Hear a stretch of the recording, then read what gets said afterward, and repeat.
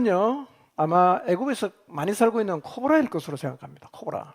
코브라는요, 3m 밖에서도 정확하게 독을 이렇게 쏘아갖고 죽일 수 있는 아주 무서운 뱀입니다. 성경에서 뱀은요, 옛 뱀, 마귀, 사탄을 의미합니다. 근데 누가 뱀이냐면 바로가 뱀과 같은 존재예요. 바로의 권세는 코브라의 권세처럼 굉장히 무섭고요. 그래서 이 바로가 이 이스라엘 백성을 지금 학대를 하고 있거든요. 애굽 사람은 실제로 코브라를 신으로 섬겼어요. 이 뱀신은 신 중에서도 가장 독한 신이었어요. 그리고 실제로 바로의 이 머리에는요, 코브라 왕관이 씌워져 있었습니다. 코브라 왕관을 바로가 쓰고 있거든요. 근데 이 뱀이 뭐가 됐죠? 지팡이가 뱀이 됐죠. 무슨 의미예요? 하나님은 그렇게 이스라엘 백성이 두려워하는 바로를 뭘로도 만들 수 있다? 지팡이로도 만들 수 있다는 거예요. 지팡이로도 바로를 만들 수 있다. 그 다음에 그 무서운 뱀이 딱 잡으니까 뭐가 되죠? 다시 지팡이 됐다. 이거 뭔 얘기입니까? 바로 안그다이라는 거예요. 바로는 그냥 지팡이라는 거예요. 마른 막대기 같다는 거죠. 그러니까 이스라엘 백성이 그렇게 두려워하는 이 바로 뱀을 하나님은 지팡이 가지고도 만들 수 있고, 그 뱀을 잡으니까 막대기가 됐다는 것은 바로는 결국 아무것도 아니라는 거예요. 이게 상징하는 겁니다. 뱀 밑에 지팡이는 모세가 늘 그냥 평소에 양칠 때 사용하던 것이었습니다. 그런데 그 마른 막대기인 지팡이가 하나님의 손에 딱 잡히니까 생명과 독이 가득한 뱀이 되었어요. 여러분이 지금 뭘 가지고 있는지 한번 생각해 보십시오. 나는 주님 위해서 좀 살고 싶긴 한데 아무리 생각해도 난 갖고 있는 게 없네. 여러분 혹시 이 정도면 할 수 있겠다, 뭐 그런 걸 갖고 계십니까? 이 정도면 할 수 있겠다. 박사, 탁월한 능력, 놀라운 지도력, 높은 연봉, 명석한 두뇌, 재정적 능력 갖추고 계십니까? 여러분, 하나님의 일을 하는 데는요, 이런 거 없어도 돼요. 물론 이런 거 있으면 안 된다는 말은 아닙니다. 있으면 안 된다는 말은 아니지만 없어도 된다, 상관없다는 거예요. 기준이 아니라는 거예요. 이거 있다고 쓰고 없다고 안 쓰고 그렇지 않다는 거죠. 여러분이 가지고 있는 것이요, 모든 사람이 다 가지고 있는 아주 평범한 것이어도 상관이 없어요. 극단적으로 말하면 그냥 하나님의 사람이면 족하단 말이에요. 하나님은 어떤 사람이든 부릅니다. 그리고 서십니다. 세상에 하나님이 서시지 못할 사람은 없어요. 자신 없어 하지 마시기를 바랍니다. 지팡이가 뱀이 됐죠.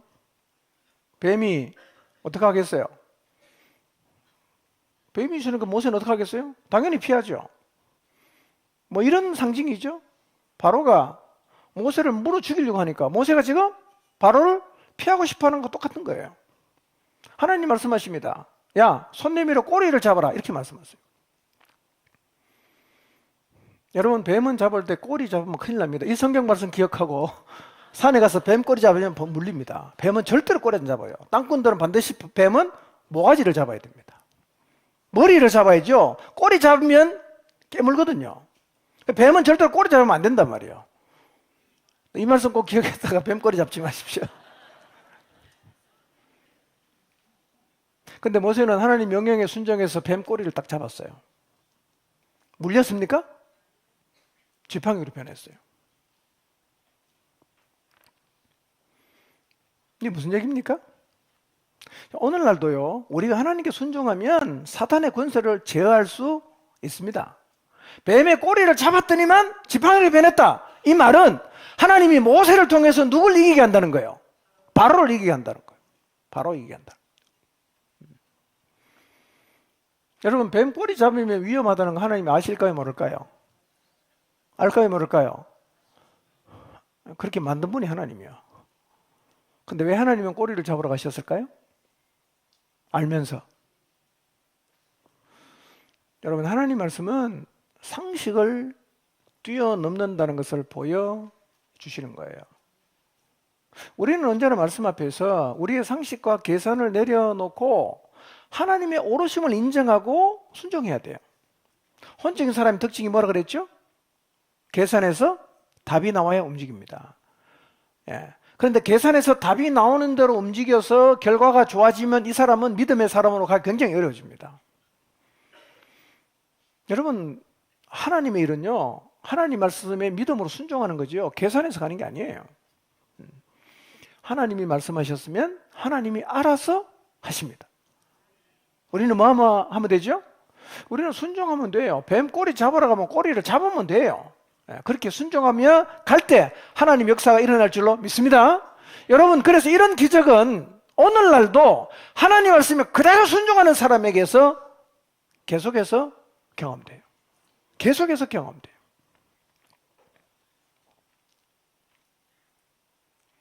여러분, 살면서 하나님이 뱀꼬리 잡으라는 상식에 안 맞는 얘기에도 불구하고 순종했을 때 하나님이 여러분의 인생 가운데 일하셨던 경험을 혹시 생각해낼 수 있겠어요? 아마 있을 거예요. 세상을 거꾸로 가고 상식을 뛰어넘고 그래도 하나님 말씀하셨으니까 가보자. 그리고 갔더니만 하나님께서 놀라운 결과를 주셨던 경험들을 저도 많이 갖고 있고 아마 여러분도 갖고 계실 거예요. 믿는다는 게 그런 거예요. 우리는 하나님을 믿어요. 그분이 창조자라는 걸 믿습니다. 그분이 전능하시다는 걸 믿어요. 그분은 말하는 대로 이루어낼 수 있는 분이라는 걸 우리가 믿어요. 순종이 최선이죠. 네.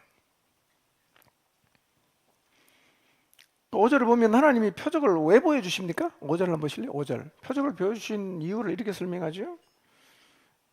이는 그들에게 그들의 조상의 하나님 곧 아브라함의 하나님, 이삭의 하나님, 야곱의 하나님 여호와가 내게 나타난 줄을 믿게 하려 합니다. 믿게 하려 합니다. 이렇게 말해요.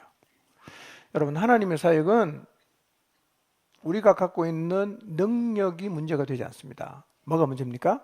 믿음이 문제입니다. 믿음이 문제가 돼요. 그러니까 여러분, 주님 앞에서 주님의 부르심을 받거나 주님의 보내심을 받을 때 우리는요, 우리가 무엇을 가지고 있는가에 집중하면 안 돼요. 내가 뭘 잘할 수 있다, 무슨 능력을 갖고 있다, 이건 정말 중요하지 않거든요. 정말 중요한 것은 내가 무엇을 가지고 있느냐가 아니라 내가 진짜 하나님을 향한 믿음을 갖고 있냐, 이게 중요한 거라는 거예요. 믿음이 중요한 거예요. 그러니까 주님의 부르심을 받았을 때 여러분이 갖고 있는 것에 집중할 필요가 전혀 없다는 거예요. 모세는 지팡이 하나밖에 없잖아요.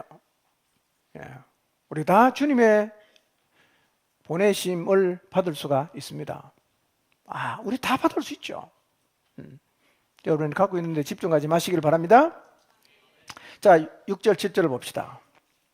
시작.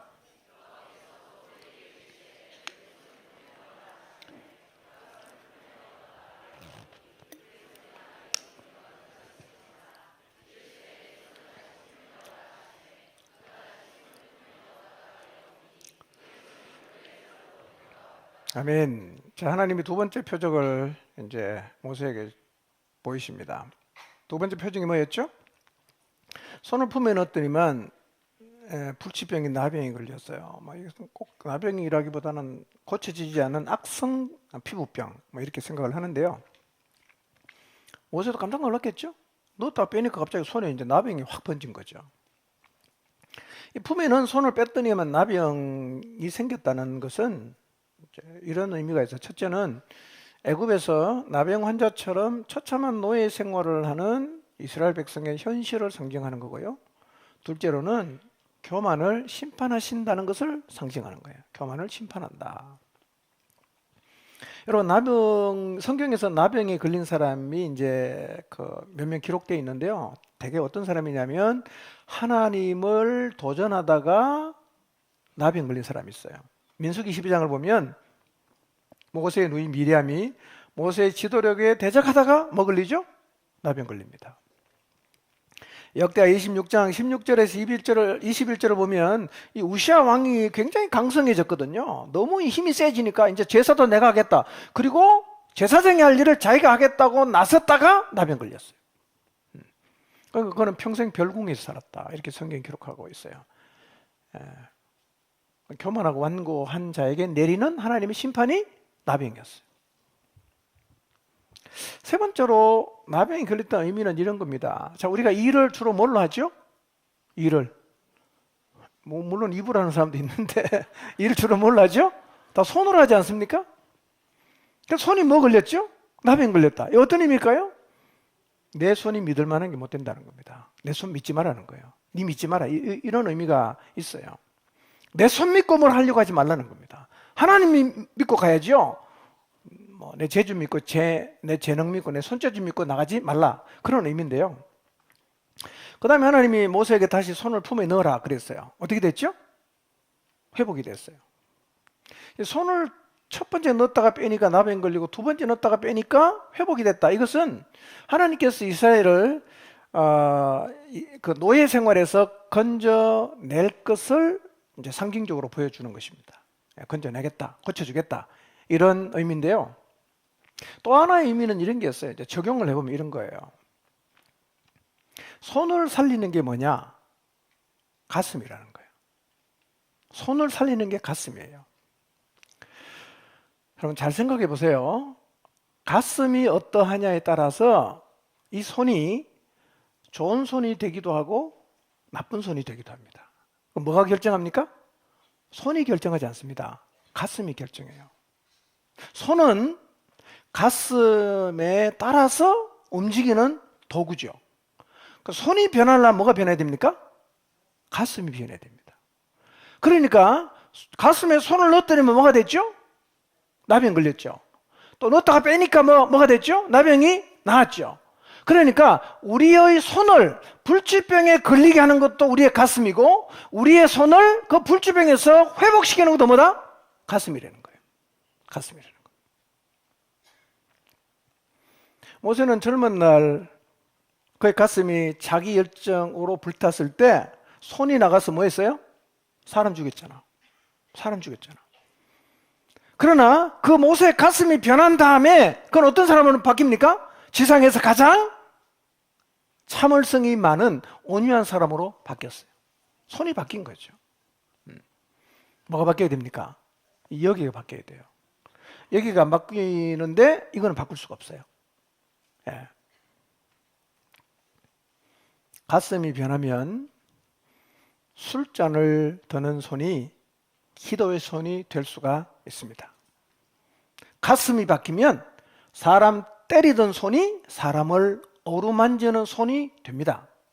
가슴이 변하면 늘 게임을 하고 엄나무를 찾던 손이 성경을 드는 손이 될 것입니다. 가슴이 변하면 더러운 것을 만지는 손이 하나님의 뜻을 이루는 거룩한 손이 돼요. 뭐가 중요합니까? 가슴이에요. 가슴. 이 가슴은 우리의 손을 불치병에 걸리기도 하고 이 가슴은 불치병에 걸린 우리의 손을 고치기도 합니다. 손의 변화가 아니라 가슴의 변화를 사모하시기를 바랍니다. 성령님은 우리의 가슴을 바꾸시는 분이에요. 이 은혜가 여러분에 있기를 바랍니다. 가슴이 새로워지는 거예요. 가슴이 바뀌면 손은 따라 바뀝니다. 8절 9절을 봅니다. 시작.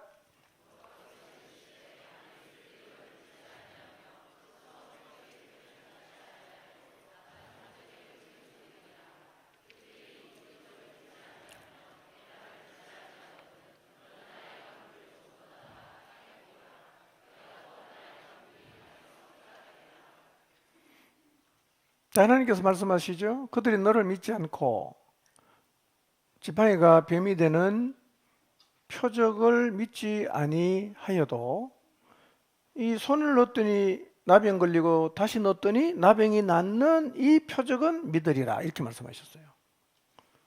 왜 처음 표적은 안 믿고 둘째 거는 믿을까요?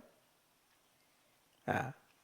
사실은 지팡이 던져 뱀 되는 건 너무 대단한 기적 아니에요? 근데 여러분 이 지팡이를 던져서 뱀이 되는 일은요 마술사도 했어요. 물론 마술은 다 속임수입니다. 그러니까 뭐 이렇게 한답니다. 뭐 뱀을 예를 들어서 냉동을 시켜온다거나, 예. 아니면 뱀에다가 뭐 칠을 해 갖고 온다거나, 마술 다 속임수잖아요. 그 마술사 간 거는 진짜 바뀐 게 아니라 속이는 거예요. 따라합니다. 여러분, 고대 사람들은 모든 질병은 신들과 연관이 있다고 생각을 했어요. 그래서 지팡이가 뱀으로 변하는 거는 마술사도 할 수 있었지만 질병을 낫게 하는 거는 마술사가 못하는 거예요. 그러니까 뱀이 지팡이 되는 것보다 나병이 걸리고 나병이 낫는 이 기적을 훨씬 더 크게 생각했어요. 그러니까 하나님 말씀하시는 거예요. 처음 표징은 안 믿어도 두 번째 거는 믿을 거다. 그렇게 말씀을 하셨어요.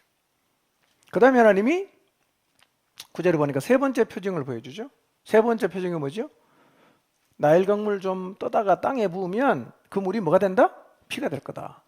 피가 될 거다. 이거는 이제 애굽으로 가야 보여줄 수 있는 기적이죠. 이 나일강은요, 애굽 사람들이 신으로 섬기는 강입니다.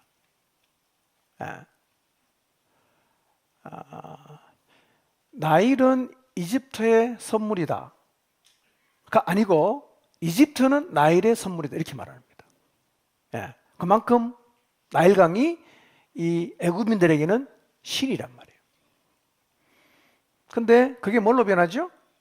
물로 변하거든요. 나일강 신이 하피입니다. 하피. 한번 보여줄까요? 하피? 해피가 아니고 하피입니다. 이거예요, 이거. 중간에 보지 마시고. 저런 이제 저게 나일강 신이란 말이에요. 저런 신을 섬기는 거죠. 그러니까 하피는 이 나일강을 주관했던 신이에요. 애굽인이 그렇게 믿었어요. 근데 이 나일강이 피가 됐다. 어떤 뜻입니까? 하나님이 나일강의 그 애굽의 신인 나일강을 다스린다. 나일강을 다스리는 분은 하피가 아니고 하나님이다. 이걸 보여주는 거죠. 하나님은 지금까지 뭐 하시냐? 모세가 못 가겠다고 하니까 모세, 네가 지팡이밖에 안 갖고 있지만 이 표적을 가지고 가면 믿을 거다. 그리고 사실은 세 가지의 능력을 모세에게 장착을 시켜준 겁니다. 이제 가라는 거예요. 네. 자, 이 정도 이제 보여줬으면 이제 가야 되지 않겠어요? 세 가지 기적까지 하나님이 이제 장착을 시켰으니까 이제는 진짜 하나님 믿고 한번 자신 있게 가볼 것 같지 않습니까? 가야 되지 않겠어요? 자, 그럼 모세가 어떻게 말하는가? 10절부터 보겠습니다. 시작.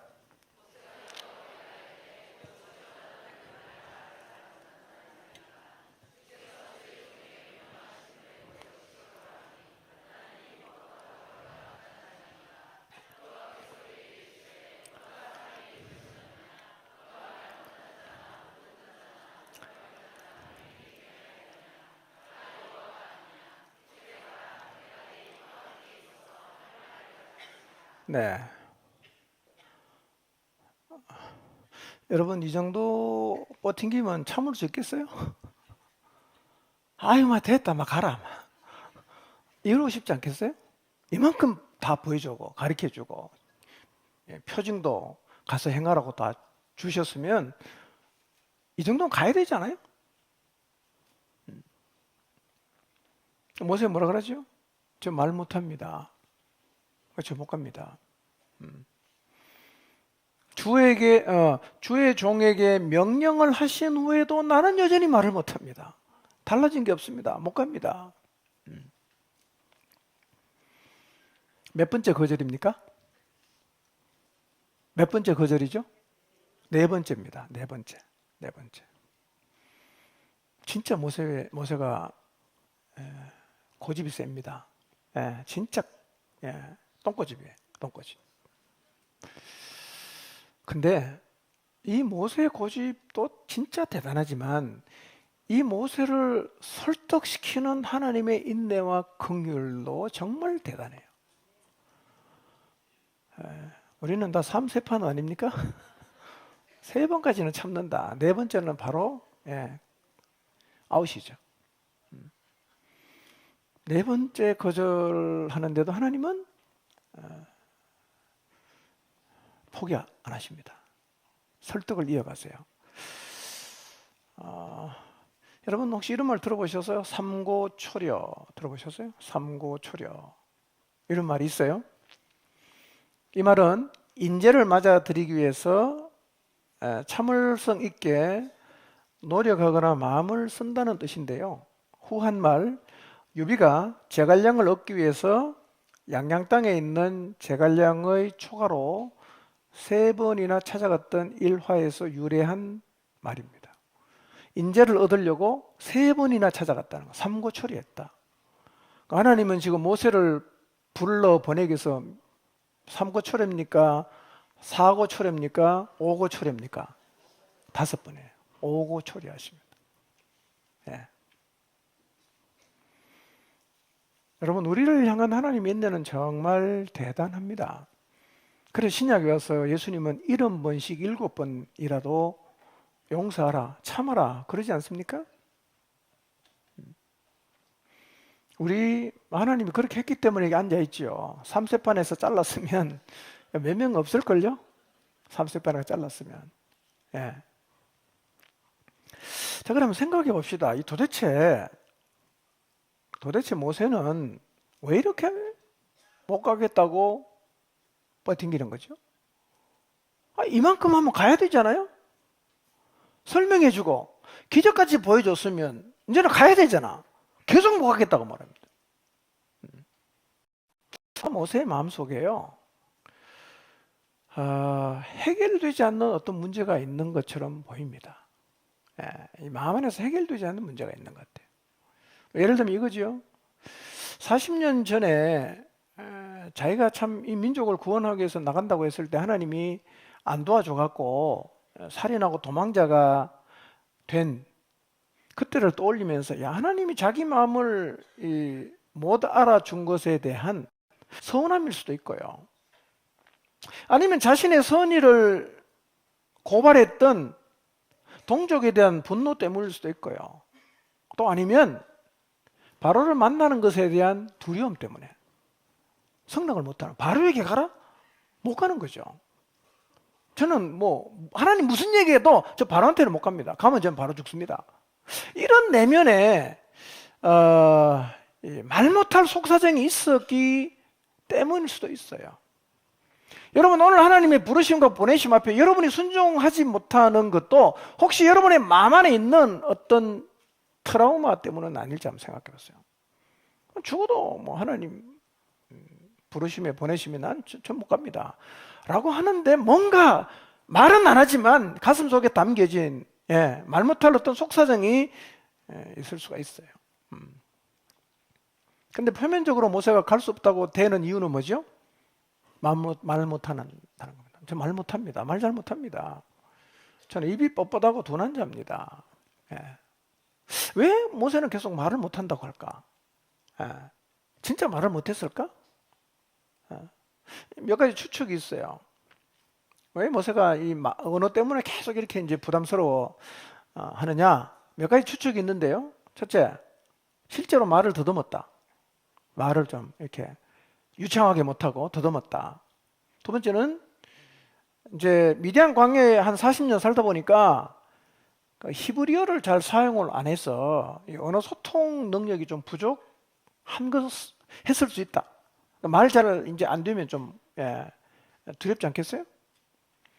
그 다음에 세 번째로는 40년간 누구랑 살았어요? 미디안 광야에 와서 짐승하고만 살았잖아. 그러니까 바로를 만나서 이게 뭔가 이제 사람하고 계속 대화를 해야 이게 언어 구사력이 느는데, 늘 그냥 40년 짐승하고 맨날 돌아다니다 보니까 이 협상력이나 외교력을 잃어버린 것에 대한 어떤 두려움이 있었을 것이다 는 추측이에요. 성경에는 전혀 언급하지 않습니다. 그래서 아마 모세가 이렇게 계속 못 가겠다고 버티지 않았을까, 그렇게 생각을 하는 거예요. 바로의 생각은, 모세의 생각은 이거죠. 바로를 설득시키고 그 완고한 이스라엘 백성을 인도에 내려고 하면 말을 잘해야 된다라고 생각했을 수가 있어요. 이게 지극히 인간적인 생각이라는 거예요. 하나님은 진짜 우리 조건 진짜 안 보십니다. 위로하는 게 아니고 진짜 안 보세요. 그리고 하나님의 나라는 말에 있지 않고 어디에 있어요? 능력에 있습니다, 여러분.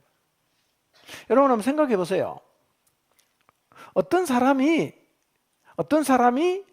하나님의 손에 잡혀서 하나님이 그를 사용하시는 게 우리 눈에 보여요. 야, 저 사람 진짜 하나님 붙들어 쓰는 것 같다. 그 사람이 말 듣으면 그 말이 힘이 없어집니까? 그렇지 않습니다. 하나님의 손에 잡혀서 하나님의 능력이 드러나는 사람은요, 말 더듬고 언어 구사하기 시원찮아도요, 그 말에는 엄청난 힘이죠. 그 말살자가 힘입니다, 여러분. 그러니까 우리가 뭔가를 갖고 있지 않는 것에 대해서 우리는 진짜 부담 느낄 필요가 없다는 거예요. 그 하나님도 알아요. 근데 우리를 보내는 거죠. 예.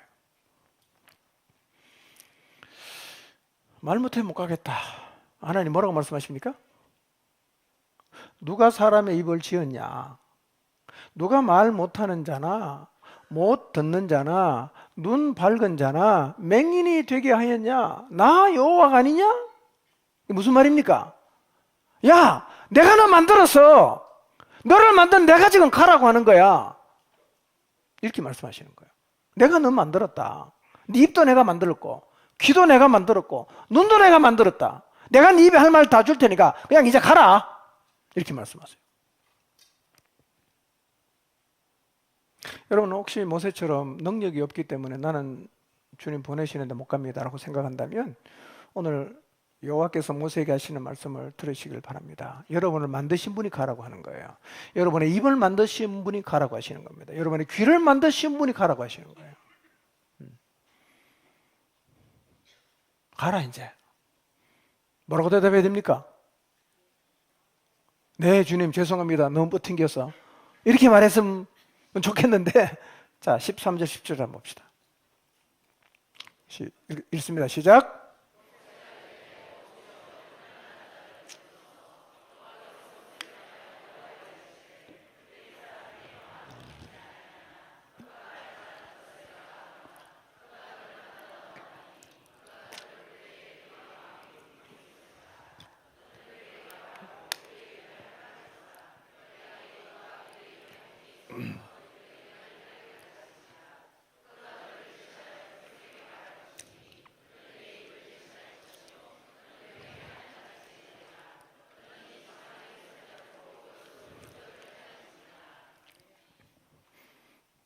여러분 같으면 어떡할 것 같아요? 모세.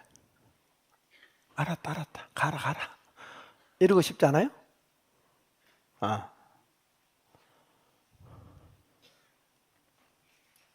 이제는 뭐라 그럽니까? 핑계 댈 게 없잖아. 그럼 뭐라고 말합니까? 아무 이유가 없어. 아이, 그냥 그래도 보내는 말 사람 보내세요. 저는 못 갑니다. 못 건드리는 거예요. 예. 여러분, 하나님은 사람을 선택할 때요, 능력 위주로, 달변 위주로 선발하지 않습니다. 놀라운 사실은요, 다윗은요, 집에서 부모에게 인정을 못 받았어요. 그래서 사무엘이 베들레헴에 가서 하나님이 왕을 삼을 자라면 이세 집안이 있다고 해서 자녀를 다 데리고 왔잖아요. 누구 안 데리고 왔어요? 다윗은 안 데리고 왔어요. 왜 안 데리고 왔겠어요? 쟤는 안 되니까. 빼고 데리고 왔어요. 근데 그가 하나님이 가장 사랑했고 마음에 들어했던 왕이었어요. 어디서 인정 못 받았다고요? 집에서 인정 못 받았어요. 하나님 왜 그렇게 다윗을 좋아하십니까? 그는 하나님을 향한 흔들리지 않는 믿음이 있었던 사람이에요.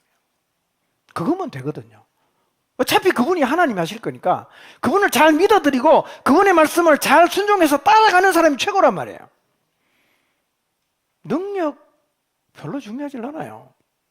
제가 참 이렇게 짧은 목회하는 기간에 이렇게 보니까요, 주님의 이런 능력이 많은 사람이 하는 게 아니에요. 진짜 믿음 있는 사람이 하는 거예요.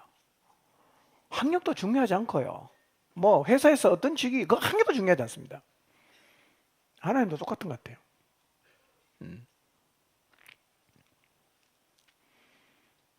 자, 다섯 번째 못 가겠다고 하면 하나님이 어떻게 하시냐 이제. 14절을 보니까 하나님이 화를 냅니다. 모세를 향해서 노하십니다.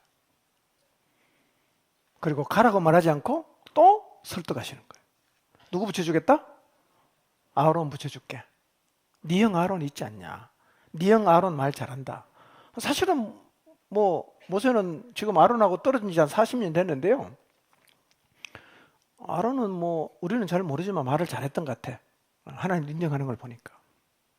자, 그러면 우리가 여기서 생각해 볼 필요가 있어요.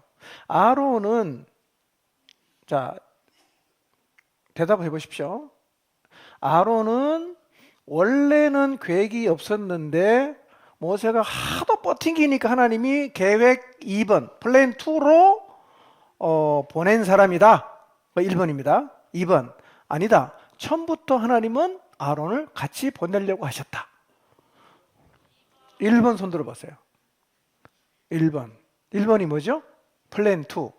원래 계획이 없었던데 하도 모세가 저렇게 이제 못 가겠다고 하니까 붙여준 거다. 1번이고, 아니다. 처음부터 하나님은 계획이 있었다. 2번이야. 1번 손 들어보세요. 오케이.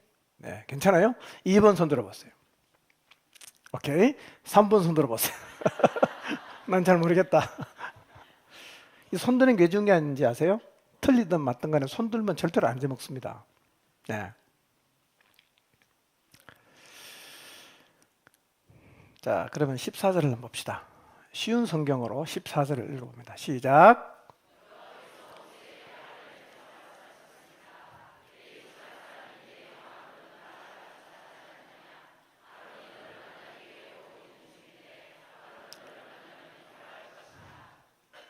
자, 이걸 보니까 원래 계획이 있었던 겁니까? 아니면 계획이 없는데 만든 거예요? 원래 있었던 거죠. 왜냐하면 모세가 버팅기니까 그때 하나님이 아론에게 연락해서 야 빨리 와라 이렇게 말한 게 아니고 이미 어떻게 하고 있다고요?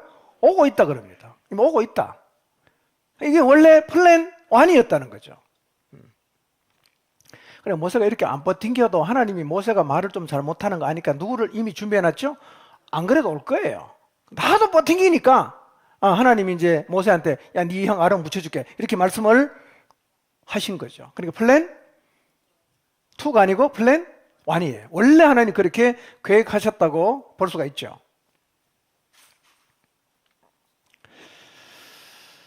여러분, 참 하나님은 너무너무 크신 분이고 온 세상을 창조하신 분인데 이 미물, 이 피조물인 인간을 참 이렇게까지 설득하시려고 할까?